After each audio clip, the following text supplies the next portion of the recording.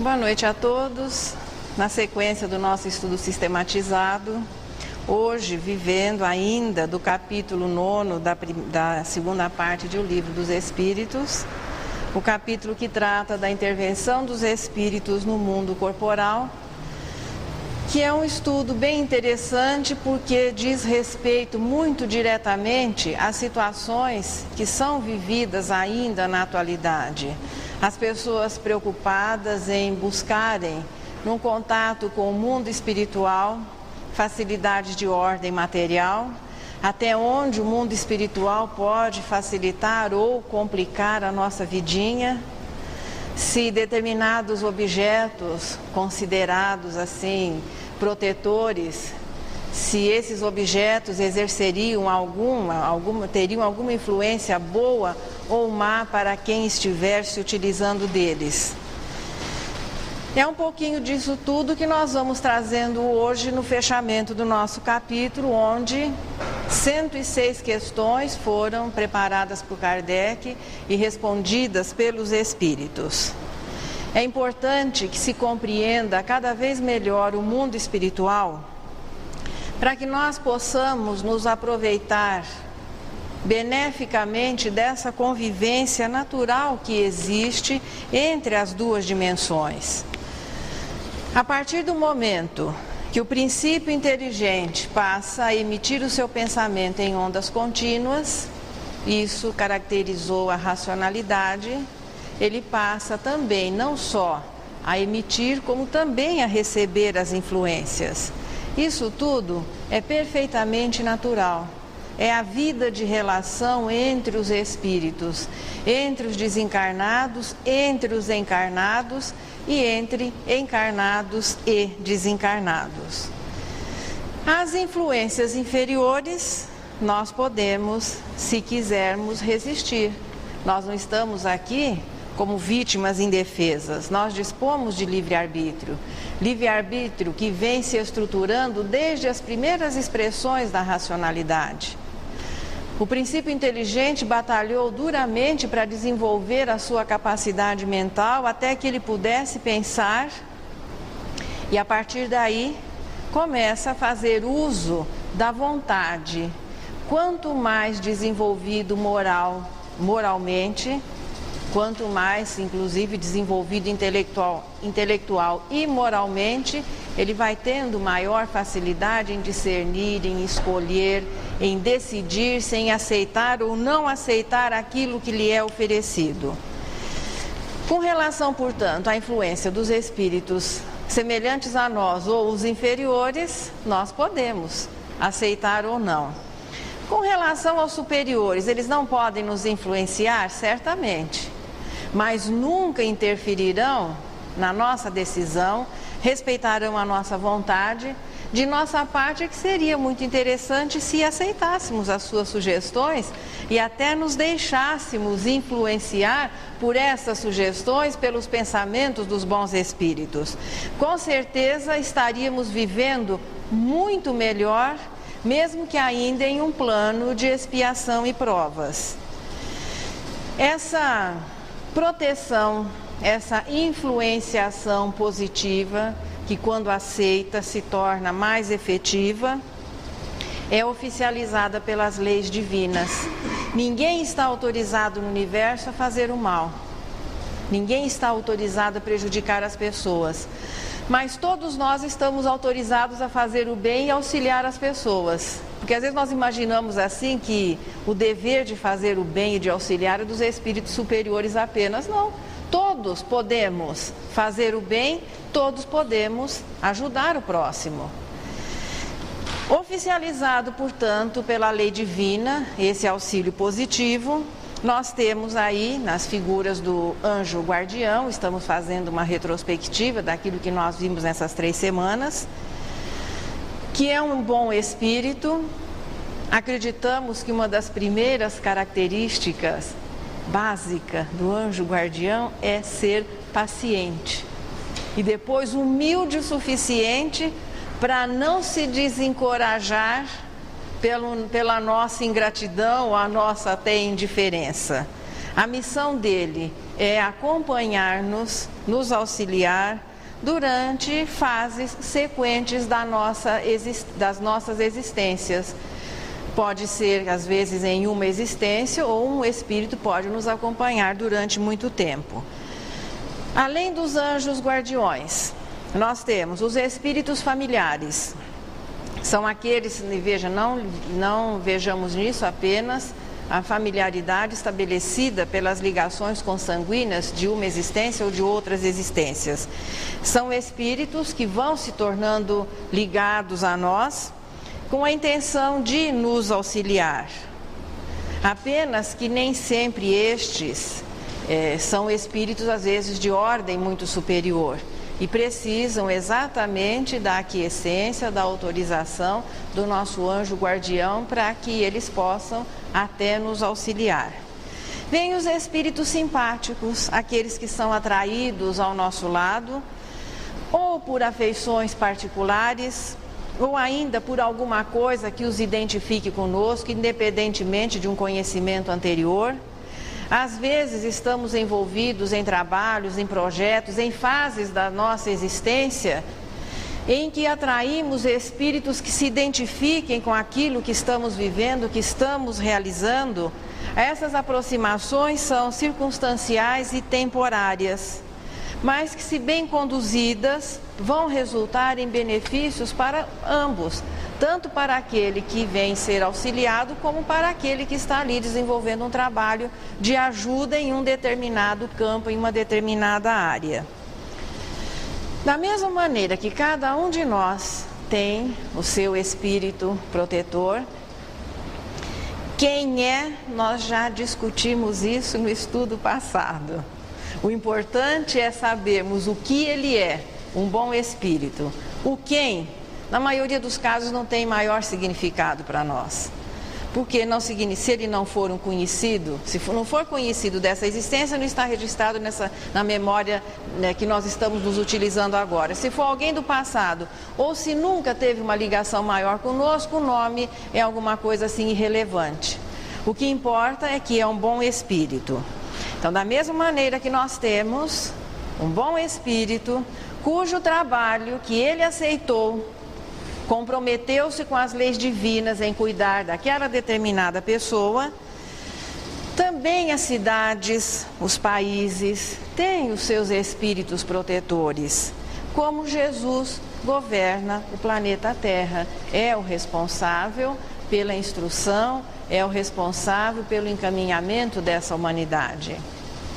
O que nós vamos começando a perceber é que no mundo espiritual existe ordem, existe distribuição de serviço, a hierarquia é respeitada.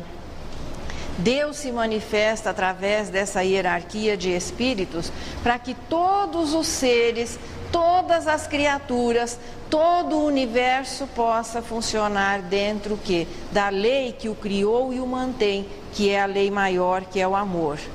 E todo esse trabalho de ajuda, seja individual, seja coletivo, nunca vai acontecer com a derrogação das leis da natureza, aquilo que nós chamamos de sobrenatural. Sobrenatural não existe. Sinto informá-los que nada que esteja fora das leis pode acontecer. Eu acredito que a maioria de nós, a humanidade terrestre, nós somos espíritos assim, saindo da adolescência e ensaiando os primeiros passos na juventude. E ainda os contos de fadas nos influenciam muito. Quem é que não gostaria de ter uma varinha de condão? Solução para todos os problemas, né? Aquela coisa milagrosa, fácil. Mas, da mesma maneira que bruxas não voam em vassouras, o que também seria muito bom com relação ao trânsito, se vassouras voassem, nós não teríamos tantos problemas no trânsito, mas também não voam. Varinha de condão não existe, milagre também não existe. Deus não faz milagres? Não. Porque se Deus contrariasse as suas leis para beneficiar alguém, ele estaria prejudicando todos os demais. Deus se manifesta através das leis que representam a sua vontade, o seu pensamento. Nada que não esteja dentro dessa vontade, nada que não seja presidido por essas leis, poderia existir. Por isso, espíritos não fazem milagres e nem atuam de maneira sobrenatural. O que ocorre é que nós não conhecemos todas as leis. A humanidade já descobriu muitas das leis que regem a relação da matéria bruta na dimensão do ponderável, mas com certeza ainda não descobrimos todas. Com relação às leis que regem o universo no seu aspecto espiritual, nós não estamos sequer engatinhando. Não chegamos ainda à dimensão do princípio vital, de cujos elementos o espírito forma o seu perispírito. Isso não tem registro para a ciência humana. Com relação ao universo espiritual, a dimensão do espírito, o espírito em essência, esse ainda está distanciado da realidade dos próprios, de muitos espíritos. Portanto, o que nós conhecemos é muito pouco com relação àquilo que ainda para nós é o desconhecido. E muita coisa que é rotulada de sobrenatural ou milagrosa é decorrente do quê? Do desconhecimento, da ignorância daquela lei que preside aquele fenômeno. Vai ficando bem claro que os espíritos, portanto, influenciam as pessoas, podem interferir até nos elementos, na matéria, mas sempre dentro das leis que presidem a tudo. Mesmo o aparente acaso, cada um de nós vem com um planejamento fatal, por exemplo, é o desencarne. A partir do momento que que o espírito encarna, o que vai acontecer, com certeza, é o seu desencarne. Quando? Aí é um problema individual do planejamento daquela existência ou da maneira como ele se conduza diante da existência. E enquanto não for o nosso momento, aquele ônibus vai sofrer um acidente, o pessoal vai passar por um desencarne coletivo, mas quem não deve perder a vida naquele momento acaba de uma maneira aparentemente milagrosa escapando, ou perde a hora, ou algum jeitinho acontece, não que Deus fique privilegiando pessoas, mas aquela pessoa é desviada dessa situação. E é neste capítulo que esse assunto é abordado. Então nós vemos que bala perdida encontra a pessoa certa, embora as pessoas não tenham direito por aí de sair atirando. E aquele que não deve ser atingido e desencarnar decorrente, sempre em decorrência daquela bala. Sempre vai dar um jeitinho, ele tropeça, não está no lugar. Nós não vamos ser prejudicados, ter o nosso desencarne adiantado por causa da inconsequência de alguém ou até de um possível erro médico. Portanto, o dever de todos nós é respeitar as leis e fazermos o melhor que nós podemos em todas as situações. As coisas que vão aparentemente prejudicar as pessoas fazem parte do planejamento daquele indivíduo. O que caracteriza o crime é a intenção de alguém em realizá-lo, é a irresponsabilidade das pessoas. Portanto, não existe derrogação das leis. Se alguém escapa de um acidente milagrosamente, não é porque o seu anjo da guarda estava de plantão. E onde é que estavam os outros 39 anjos da guarda, das outras 39 pessoas que estavam no ônibus? Dormindo? Só o anjo daquele que escapou é que atuou? Não. É porque aquele não deveria desencarnar. E onde estavam os outros? Naturalmente cuidando dos que desencarnaram. Fazia parte do planejamento deles. Por isso tem que existir a confiança no processamento das leis. Existem as leis divinas e cada um vive o seu planejamento, é responsável pelos seus atos e tudo isso vai sendo o quê? tudo isso vai sendo ajustado, avaliado pela maneira como nós vivemos as leis divinas, as leis morais. Mesmo os espíritos inferiores, que parecem ter uma ação muito grande, lembrarmos que ao início do outro estudo, de repente o obsessor ou os espíritos malfazejos são assim apresentados com cores tão fortes que o anjo fica pequenininho assim e o obsessor é um King Kong. Mesmo estes não podem dar um jeitinho e driblar as leis para prejudicar alguém? Sempre se utilizarão, se estiverem prejudicando alguém, de um processamento natural das leis. É aqui que o Espírito de Verdade coloca é um comentário de Kardec. É na resposta 530. Quando a louça se quebra, é mais por descuido do que por culpa dos espíritos. Ah, mas sabe o que é? Lá em casa está acontecendo uma porção de coisas. Será que não são os espíritos? Olha, o que a gente pode começar a perceber que um grande tombo é sempre precedido de vários escorregões. Que uma louça que se quebra é precedida de várias vezes que ela escorregou da sua mão. Que os nossos problemas maiores são precedidos, existe sempre um movimento precursor, significando o quê? Que nós estamos menos vigilantes, que nós estamos assim muito ansiosos no olhando onde pisa, que nós estamos fazendo as coisas muito assim rapidamente. Alguma coisa está errada conosco e nós estamos abrindo guarda para que os espíritos se aproveitem das nossas invigilâncias. Nenhum mal que nos aconteça, embora os espíritos possam participar desse mal, não terá como causa o correspondente nas nossas imperfeições.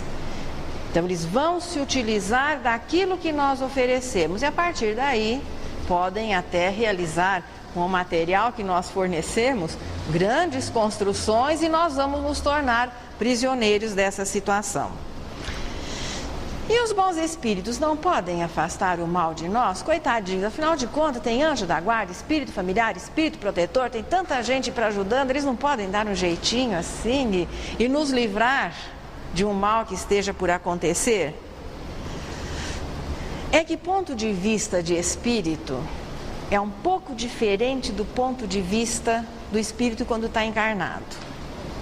Aqui nós queremos nos livrar da dor a qualquer preço, nós queremos sair fora da situação difícil a qualquer preço. E do ponto de vista dos espíritos, o probleminha é o seguinte: muitas vezes aquilo que nós estamos julgando ser um mal que esteja nos maltratando, nos aborrecendo, é a dorzinha que está nos fazendo progredir. Portanto, os espíritos não vão interferir no nosso planejamento de provas e expiações que foram assumidos por nós. E se alguém, encarnado ou desencarnado, se comprometer a criar facilidades, se comprometer a desviar essas situações, e principalmente se ainda pedir algum tipo de gratificação para realizar esse trabalho, não percam tempo e nem gastem dinheiro. Bons espíritos, de maneira nenhuma, vão interferir naquilo que faz, nas lições que vão nos auxiliar a progredir. Agora, nos ajudar, através de bons pensamentos, transmitindo força, coragem, estando junto, ombreando conosco, na luta a ser desenvolvida, nós teremos sempre. Mas aqueles que prometem, veja, a promessa de facilidade, promessas de soluções milagrosas para problemas, principalmente se utilizando de coisas materiais, tudo isso é fantasia e acaba envolvendo as pessoas e impedindo-as de procurar realmente a solução para os problemas. Esse tipo de promessa é a resposta 533, ou concessão, é relativo àqueles que nos querem tirar do caminho do bem. não é maneira de se expressar, não é maneira de trabalhar de bom espírito.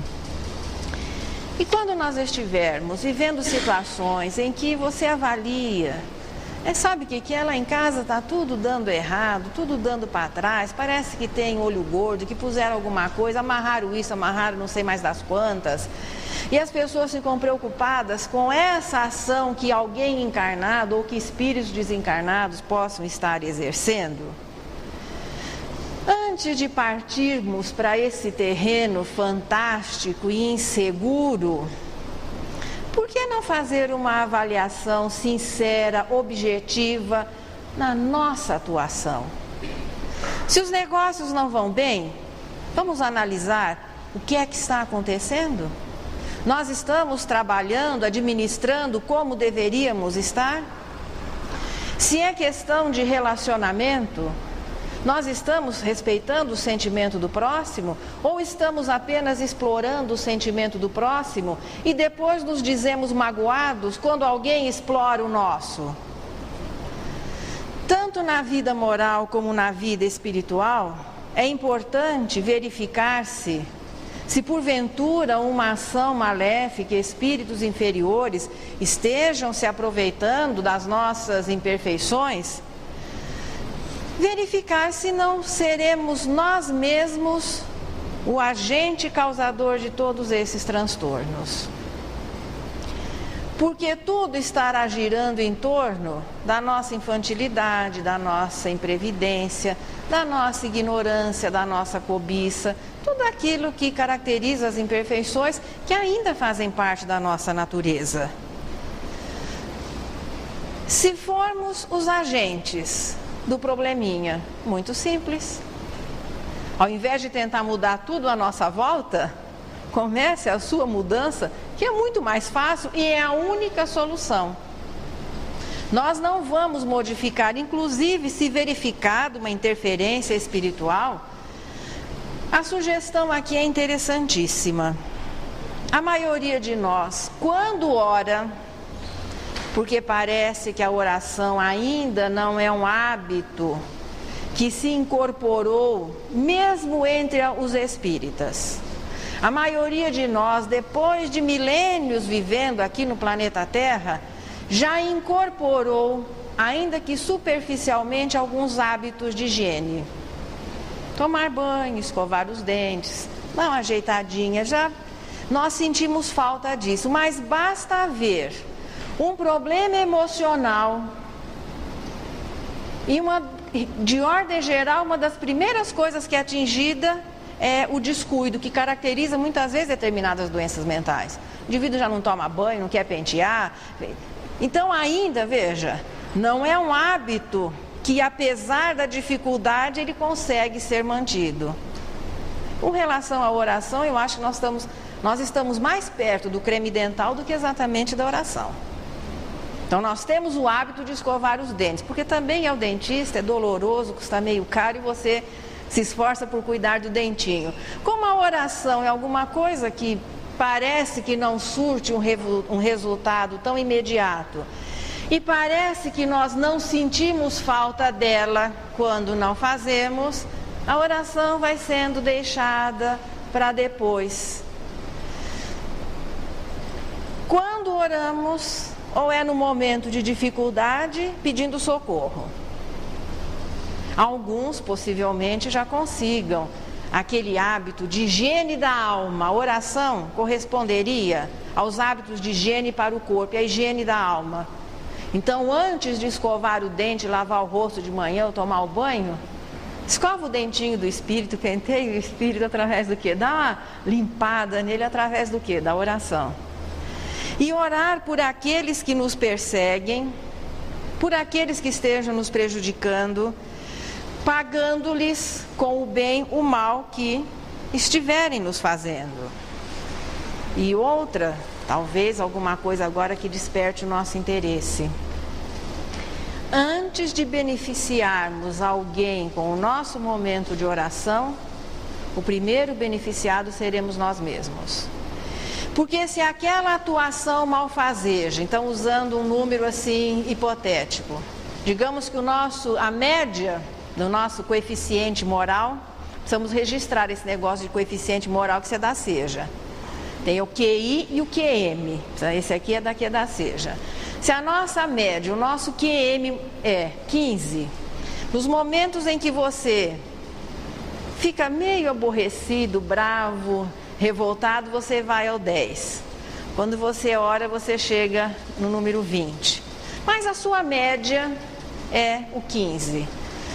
Se essa influência está acontecendo no patamar número 15, quando você chega ao 20, ela enfraquece ou quase deixa de existir. Com esforço no bem e banhos de oração, por favor, banho de oração não é ao pé da letra, viu? É limpeza do espírito. E com a oração você passa a viver no 18. Os seus problemas do 15 terminaram. Não se consegue, portanto, fazer o bem para alguém através da oração se antes não fizermos este bem para nós mesmos. Manter um pensamento assim harmonioso não é tão simples, mas também não é impossível, ou a oração não seria uma realidade. É nos esforçarmos por manter atividades saudáveis, nos preocuparmos em auxiliar o próximo e procurarmos realmente momentos de reenergização, que é o momento de oração. Através desse cultivo, será mais fácil a atuação, olha de quem? O nosso anjo da guarda. Porque não tem pensamento elevado que consiga atravessar a estática de pensamentos inferiores, não tem como. E se você se concede alguns minutos, o anjo da guarda, em primeiro lugar, representando toda a outra ajuda, ele estará ali disposto a te auxiliar com o seu pensamento naturalmente harmonioso. Muitas vezes nós podemos até ser alertados por acontecimentos que estejam por vir. É aquilo que a pessoa chama de pressentimento, que nós só nos damos conta quando a situação termina em tristeza, em tragédia. É aquela sensação de que alguma coisa está para acontecer. Isso é real? Isso é real.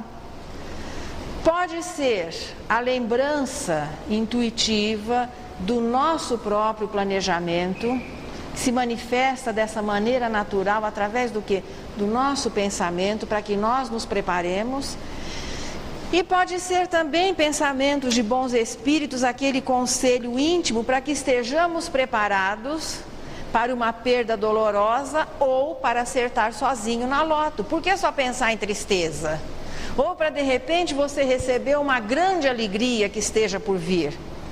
As pessoas só imaginam, a gente quando fala em pressentimento é tragédia. Não. Quantas vezes uma alegria, alguém que chega, uma coisa boa, é precedida daquela sensação de leveza. Você se sente alegre e não sabe por quê. Depois você recebe uma boa notícia, alguém que você ama está chegando. Então o pressentimento também existe no lado positivo. Ou é a lembrança intuitiva do nosso próprio planejamento reencarnatório, ou a atuação dos espíritos para que nos preparemos. Embora esse pensamento, essa intuição possa chegar, isso não vai modificar o acontecimento que esteja por vir. Apenas nos preparará para que esse acontecimento possa ser vencido, possa ser encarado com maior tranquilidade. Um resumo até aqui. Os espíritos bons ou não exercem uma influência sobre nós, sobre os acontecimentos da nossa vida, nos aconselham através do pensamento, internamente, intimamente, através dessa comunicação mental. E isso acontece com todas as pessoas. Não são apenas os médiuns que recebem esse tipo de ajuda ou que podem se comunicar através do pensamento com os espíritos. Todas as pessoas, todos os seres pensantes são influenciáveis e podem influenciar. Quando os espíritos atuam de uma maneira mais direta, mesmo naquilo que nós conhecemos como efeitos físicos, mudando um objeto de lugar, algumas coisas que nós vemos que fazem parte da tradição da humanidade, esses fenômenos também são naturais. Não é derrogação da lei um acontecimento de efeito físico. Não é derrogação da lei uma ajuda que se receba, porque se está recebendo é porque é possível, faz parte da lei. A respeito disso, outro dia eu vi uma historinha, aliás eu li. Diz que estava acontecendo uma enchente muito grande e o indivíduo estava lá dentro da casa, todo mundo sendo retirado e ele não queria sair. Não, Deus vai me ajudar. Veio um senhor com uma canoa. Olha, companheiro, está na hora de ir embora, a enchente está chegando. Não, obrigado, eu vou ficar aqui porque Deus vai me ajudar. E a água foi subindo. Mais um pouco, vem 2 jovens com uma canoa, com um barco. Ele também se recusa a sair, deixar a enchente, porque Deus vai me ajudar. Por fim, passou um helicóptero, jogaram uma corda para que ele se salvasse. Não, muito obrigado, porque eu tenho certeza que Deus vai me ajudar. Resultado, afogou-se. Chegou no céu. Naturalmente, como? Reclamando. Puxa, Senhor, eu confiava tanto. Por que me deixou morrer? Meu filho, eu lhe mandei um barco, uma canoa e um helicóptero. O que você queria mais que eu fizesse? Quer dizer, nós esperamos que Deus se manifeste, veja, todo esse trabalho de auxílio é através das leis e de maneira natural. Quem quiser, a historinha está lá nas seleções desse mês. Então, faz ver, Deus se manifesta ao homem através da providência divina, das próprias leis. Portanto, é muito importante que se reconheça essa ajuda, que se tenha sensibilidade, que nos coloquemos em condições de receber a ajuda, essa proteção que é feita através, essa influência que é feita através do pensamento, essa proteção que existe para com todos os seres. E é muito importante que nós consigamos ter discernimento e as condições mentais de receber. Por que é que parece que a influência inferior, negativa, é mais poderosa, é mais forte? Porque vem de encontro às nossas imperfeições. Nós temos ainda uma tendência a nos sensibilizarmos pelas coisas inferiores e uma dificuldade a nos sensibilizarmos e nos interessarmos pelas coisas superiores. Podemos, portanto, também pressentir a proximidade de um acontecimento. Tudo isso também é em nosso benefício. Isso nos permite estar melhor preparados para quando aquele acontecimento bom ou aquele acontecimento desagradável estiver sendo realizado, nós podermos superar com mais segurança. Temos também uma porção de espíritos que gostam de nós. É aquela afeição que os espíritos votam às pessoas. Podemos aceitar a influência destes que querem nos ajudar. Também temos uma turminha que não se simpatiza muito conosco, faz parte da vida de relação. Não somos obrigados a aceitar a sua influência, nos sujeitarmos a ela. A bem da verdade, a partida fica sempre empatada e nós somos os juízes. Nós podemos arbitrar. E os espíritos, bons ou maus, secundarão sempre as nossas intenções. Essa palavrinha, secundar as intenções, precisa ficar guardadinha no bolso da algibeira, na agenda, amarrada na canetinha, prega assim, os espíritos estarão sempre nos secundando. A decisão é sempre nossa. A ação, a interferência, veja, a proteção, a administração de Deus para com as suas criaturas, através dos espíritos, não se restringe apenas aos encarnados, aos espíritos, aos seres humanos. Estende-se a todos os seres inorgânicos e orgânicos nos reinos minerais, vegetal, animal como nós falávamos até aqui da espécie humana, então os seres todos mais simples da natureza recebem essa ajuda, esse auxílio, essa administração. No passado, estes espíritos eram reconhecidos como os deuses. Então, era o deus do vento, era o deus que produzia as boas colheitas, Deus que se manifestava através dos trovões. É a ação direta dos espíritos nos fenômenos da natureza, de maneira nenhuma derrogando leis, mas fazendo parte da própria natureza do universo. Espíritos de ordem superior orientam. Aqueles que são inferiores realizam essas tarefas. Muitas das pessoas que são ligadas assim a animais, mas quando morre o cachorro, quando morre o gato, o bicho, o que acontece com eles? O princípio inteligente que animava aquele ser, naturalmente é acolhido pelos espíritos que têm essa responsabilidade e vão sendo encaminhados para um próximo reencarne. Então existem espíritos que participam, que atuam diretamente em todos os fenômenos da natureza. Os mais elevados administrando, orientando, e os inferiores. E aqui há uma consideração interessante neste capítulo. Mesmo aqueles que ainda não atingiram a racionalidade, naquela faixa de animal para espírito, de princípio inteligente para espírito, de animal para espécie humana. Então, os espíritos nessa fase, poderíamos dizer semi-humanizada, muitos são utilizados nesses trabalhos voltados para a natureza, exatamente pela sua proximidade, mas sempre orientados, dirigidos, e aqueles os superiores têm consciência do todo. Os inferiores realizam as suas tarefas. É assim que existe essa participação. É uma frase belíssima, quem estiver acompanhando, na resposta 540, é dito o seguinte: é assim que tudo serve, que tudo se encadeia na natureza, desde o átomo primitivo até o arcanjo, que também começou por ser átomo. Fica para as nossas meditações. Essa frase é muito bonita e resume todo o processo evolutivo do princípio inteligente à humanização e angelitude.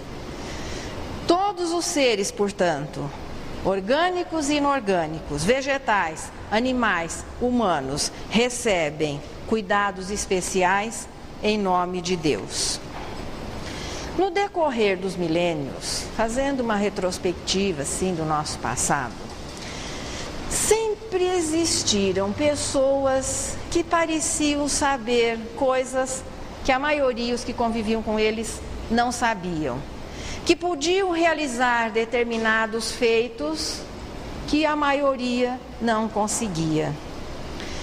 Sempre existiram as pessoas que percebiam e participavam dessa coexistência normal entre as duas dimensões e que naturalmente se utilizavam dessa facilidade ou dessas faculdades para impressionar e, em muitas situações, prestar um serviço de amparo, de ajuda, de apoio, e em outras para tirar proveito próprio dessa ascendência que podiam exercer sobre aqueles que não eram portadores dessas facilidades. Feiticeiros, bruxos, pajés, magos, pitons, pitonisas, sibilas, médiuns de todos os tempos, em todas as épocas, em todas as culturas, que representavam o lado místico da religião, porque a religião nem sempre conviveu bem com esse lado, podemos dizer, mediúnico. E hoje ainda, as pessoas que são portadoras de faculdades especiais conseguem impressionar os outros, conseguem exercer uma influência. E como o charlatanismo explora muito aqueles que são os verdadeiros, muitos se deixam envolver em buscas de promessas de facilidades. O que eram os feiticeiros, os bruxos, os magos em todas as épocas? Espíritos portadores de faculdades mediúnicas, que tinham uma facilidade maior de assimilar, de doar o seu magnetismo. E considerando-se a realidade da época, os seus feitos eram considerados sobrenaturais ou milagrosos. Eram temidos, eram venerados, eram respeitados, eram perseguidos, foram executados. Eu só acho interessante o critério que determinou em muitas épocas. Por que é que Joana d'Arc, por ser um médium, foi, embora existisse todo um envolvimento político, queimada como bruxa, e Santa Teresa foi canonizada? Qual era o critério? Muitos que eram portadores de faculdades semelhantes a Francisco de Assis, a Antônio de Pádua, foram queimados, executados por serem portadores de faculdades semelhantes.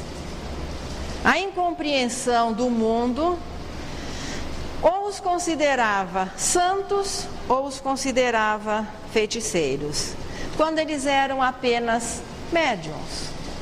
Bons espíritos, espíritos medianos, alguns não tão bons, portadores de faculdades mediúnicas e que podiam, claro, exercer essa mediunidade e acabavam impressionando e acabavam, muitos até se comprometendo. A força magnética, secundada pela bondade, pode realizar curas instantâneas. Mesmo no caso de Jesus, embora Jesus não seja exemplo de mediunidade, ele é portador, e quando encarnado aqui, era portador de um fluido vital, o mais sublime que se pudesse ter por aqui. Nada de milagroso e nada de sobrenatural nas curas que ele efetuou. A incompreensão, o desconhecimento atribuiu como fatos milagrosos, mas é simplesmente o processamento das leis.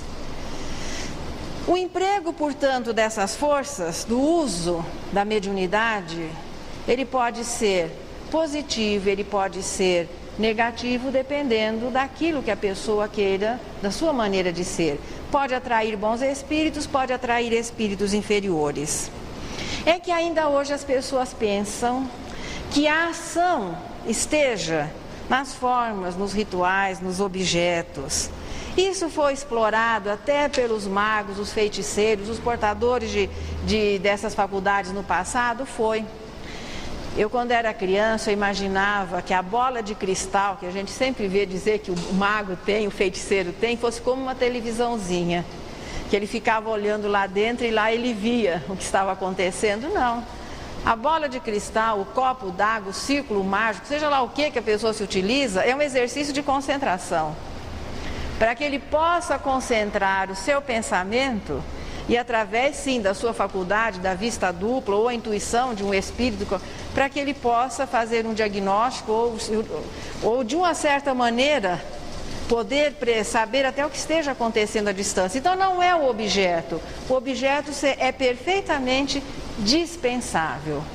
Mas para impressionar os clientes, quanta gente entra no centro espírita e olha e fala assim: nossa, mas aqui não tem nada? Mas precisa de alguma coisa do lado de fora para que se possa orar? O efeito não está nos objetos. E muitas vezes até os espíritos investem na nossa ignorância, na nossa credulidade. É o que nos traz a resposta 553. Todas as fórmulas são mera charlatanaria. Não há palavra sacramental nenhuma, sinal cabalístico, nem qualquer talismã que tenha qualquer ação sobre os espíritos, porquanto estes são atraídos pelo pensamento e não pelas coisas materiais.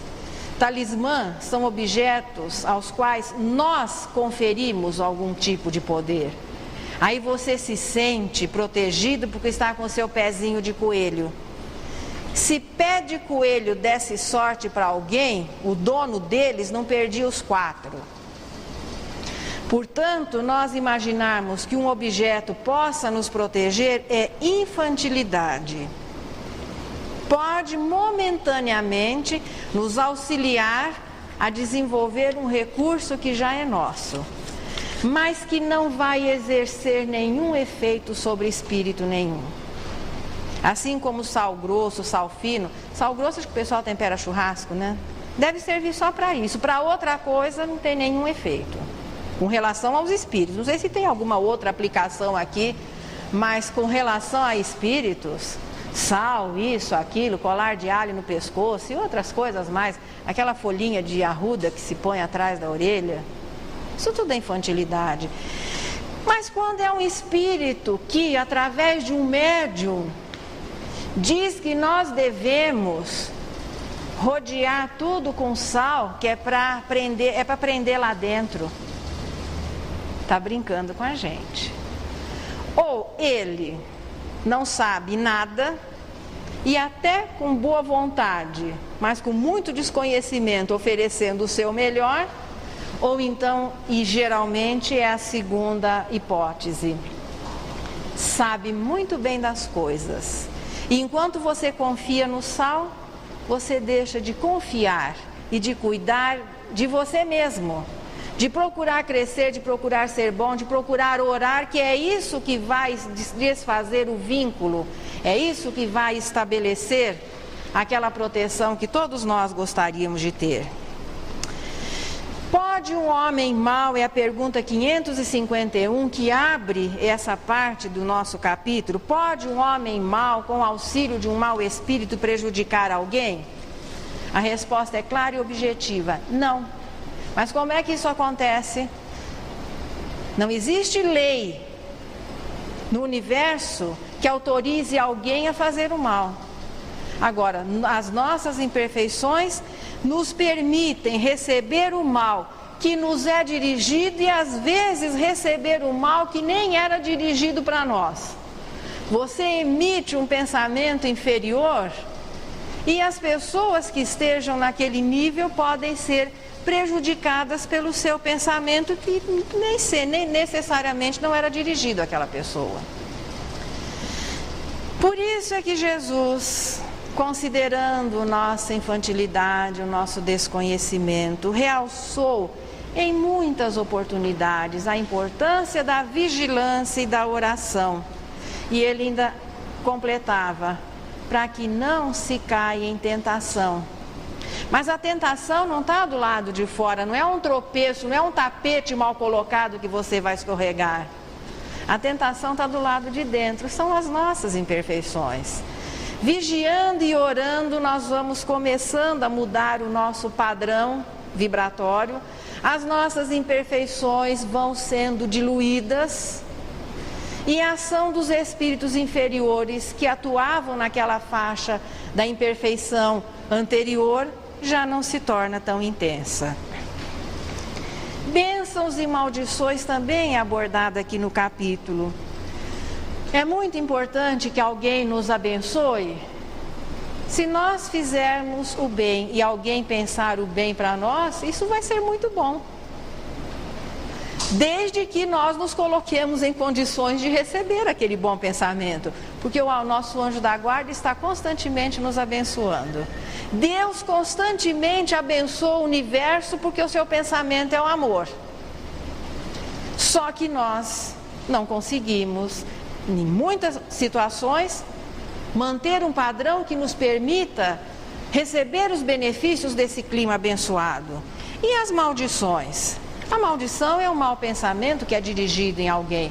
Não significa necessariamente que nós tenhamos que sofrer aquela influência ou ficar sujeito àquele mal que alguém esteja nos dirigindo.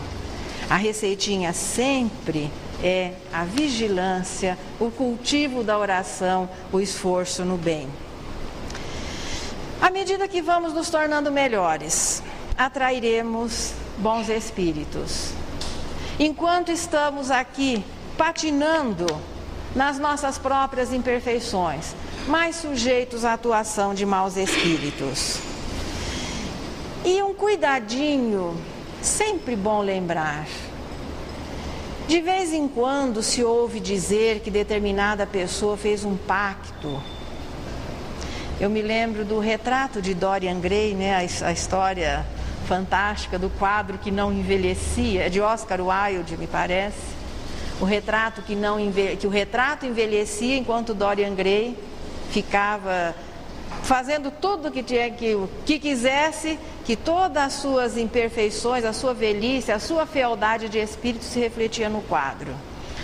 Existe pacto que se faça com um espírito?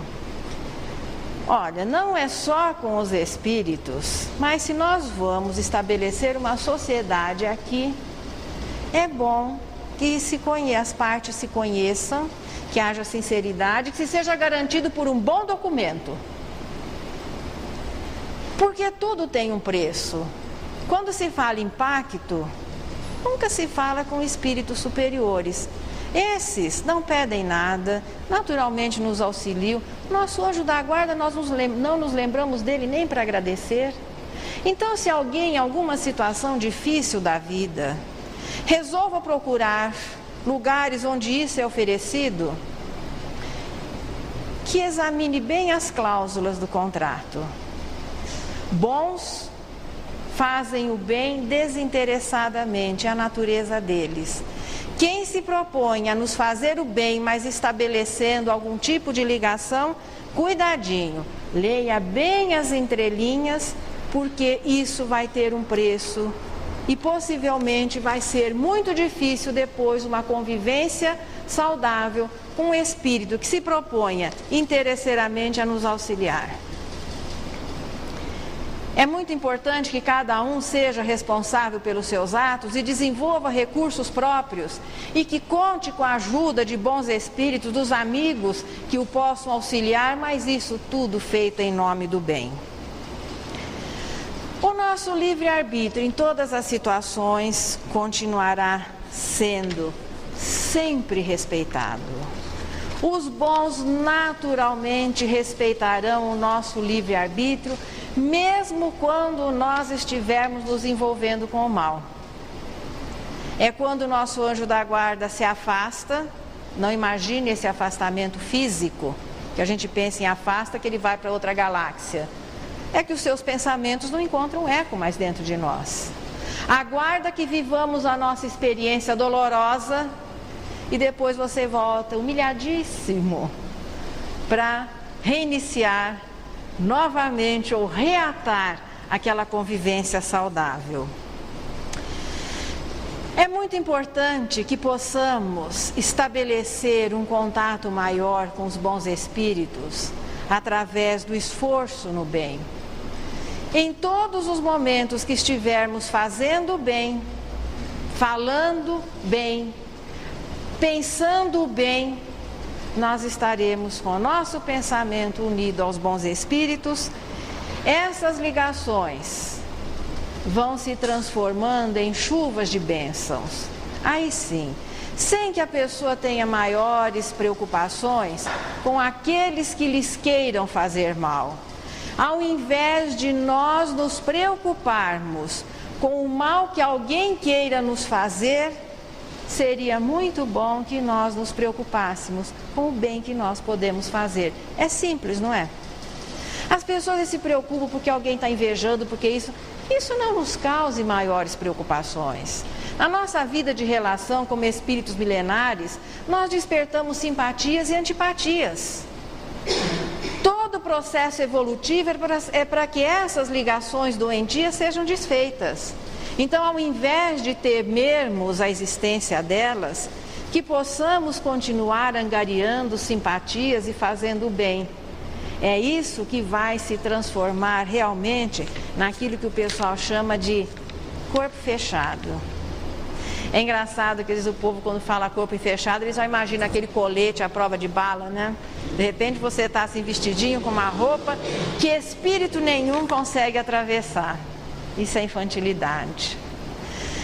Mas, para que não saíssemos aqui, depois de 3 semanas estudando a interferência e a influência dos espíritos, nós não saíssemos de mãos vazias, eu trouxe uma receitinha que garante que nós não seremos prejudicados por espíritos inferiores, que nenhum mau pensamento vai nos atingir.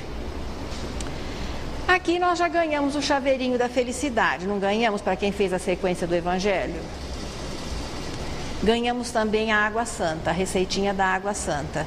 Quem ainda não recebeu, na sequência das aulas, isso vai sendo distribuído. Hoje nós vamos ganhar uma fórmula que funciona não é nem para afastar, é para expulsar maus espíritos. O pessoal já chama isso de exorcismo, né? Mandar embora. Não é por aí. Só que essa receitinha eu trouxe lá do livro dos médiuns, é tirada do capítulo 9, na pergunta 132, parágrafo 13º. Olha, está até no 13º, que é um número assim cabalístico, né? Olha, lição 132, teu 13, parágrafo 13º, tudo prontinho assim para aquela fórmula fantástica de expulsar maus espíritos. Todo mundo pronto para anotar? De expulsar os maus espíritos consiste em atrair os bons. Sede sempre bons, e somente bons espíritos tereis junto de vós. E hoje trouxemos de Maria Dolores petições de Natal. É aquele preparo melhor para o momento do passe, é aquele instante de uma elevação interior, aqueles que vão receber o passe. Quem não for receber o passe, tenhamos a certeza que muitos atendimentos já foram feitos, continuam sendo realizados, mas quem tiver necessidade que se dirija à Câmara de Passe. Enquanto isso, vamos ouvir o que Maria Dolores tem a nos dizer.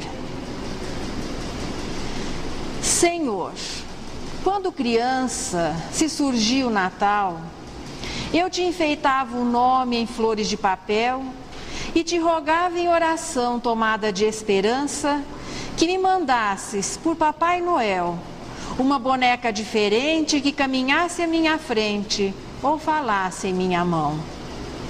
No outro tempo, Senhor, jovem pisando alfombras cor-de-rosa, de cada vez que ouvia anúncios de Natal, deslumbrada de sonho, eu te pedia um castelo de amor e fantasia para o meu ideal.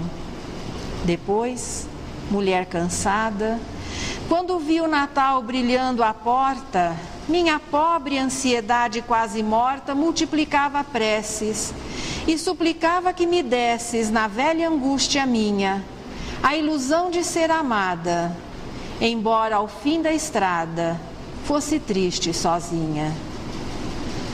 Hoje, Senhor, alma livre, no além onde o consolo me refaz, ante a luz do Natal novamente acendida, agradeço-te em paz, contente e enternecida, as surpresas da morte e as lágrimas da vida. E se posso implorar-te algo à bondade, nunca me des aquilo que eu mais queira. Dá-me a tua vontade e o dom da compreensão, entre a humildade verdadeira e a serena alegria, a fim de que eu te busque dia a dia, mestre do coração.